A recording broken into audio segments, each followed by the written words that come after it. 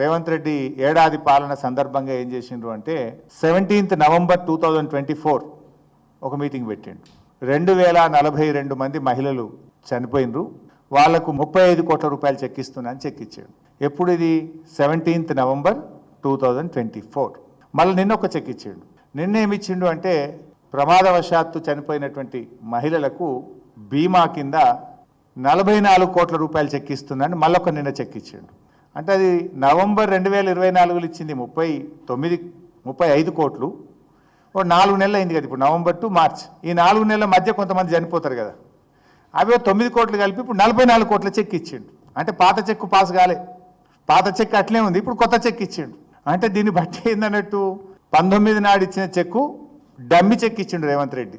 జనరల్గా డయాస్ మీద నిజంగానే డమ్మి చెక్ ఇస్తాము, అఫిషియల్ చెక్ ఏమో బ్యాంకులో పైసలు పడతాయి, కానీ అది డూప్లికేట్ చెక్ అని తేలిపోయింది. నాకు డౌట్ వస్తుంది, ఇప్పుడన్నా ఈ చెక్కు పాస్ అవుతుందా, లేకపోతే మళ్ళీ June 2 రాష్ట్ర ఏర్పాటు సందర్భంగా మళ్ళీ కలిపి మళ్ళీ ఒక చెక్ గిట్టిస్తాడా డౌట్ వస్తుంది.